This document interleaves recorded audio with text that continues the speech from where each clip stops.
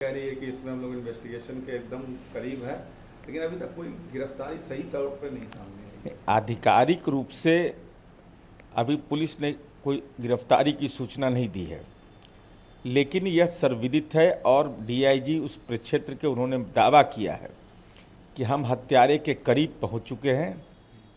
कारण के बारे में भी दरभंगा पुलिस ने विज्ञप्ति जारी कर दिया है।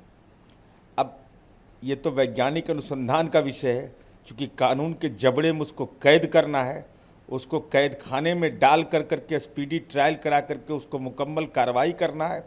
इसी दौर में पॉलिटिकल इन्वेस्टिगेशन शुरू हो गया।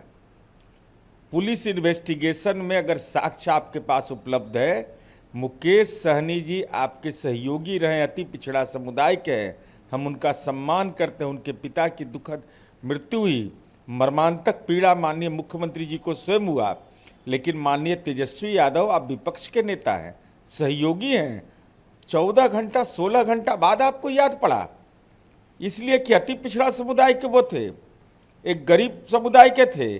तो अति पिछड़ा समुदाय होने के कारण आपका ट्वीट 14 घंटा 16 घंटा बाद होता है। यह बताता है कि अति पिछड़ा के प्रति आपके मन में भाव दुराभाव का है, आप राजनीतिक सामंत हैं। लेकिन वो तो कह रहे हैं कि बिहार में सत्ता संपोषित अपराध हो रहे हैं, जिस तरीके से कानून व्यवस्था यहाँ फेल है। कौन है वो? नाम बताएं, सर्वनाम में नहीं, नाम।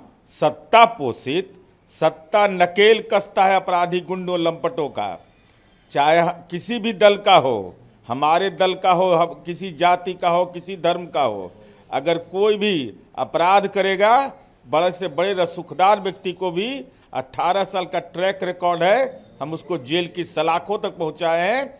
लेकिन विपक्ष में माननीय तेजस्वी यादव जी, आप और आपके परिवार ने उसको सम्मानित किया है। मनोज झा ने कहा है कि नीतीश कुमार से अगर बिहार नहीं संभलता है तो वो क्विट कर दे। अरे नीतीश कुमार जी से संभलता है, इसीलिए ना नीतीश कुमार जी को संयुक्त राष्ट्र संघ के राउंड टेबल कॉन्फ्रेंस में क्लाइमेट लीडर कहा गया, और जिनका नेतृत्व आप स्वीकार करते हैं उनको सजा याफ्ता और पूर्व में कैदी नंबर 3351 कहा गया। असदुद्दीन ओवैसी ने कहा कि प्रधानमंत्री कहते हैं कि घर में घुसकर मारेंगे, लेकिन कश्मीर में जिस तरीके से हो रहा है, अपने ही जवानों की हत्या आतंकी कर रहे हैं कश्मीर में अंदर घुसकर। ओवैसी साहब, इस देश की राष्ट्रीय सुरक्षा और विदेश नीति पर राजनीतिक आलोचना का हमारा राजनीतिक संस्कार नहीं रहा है।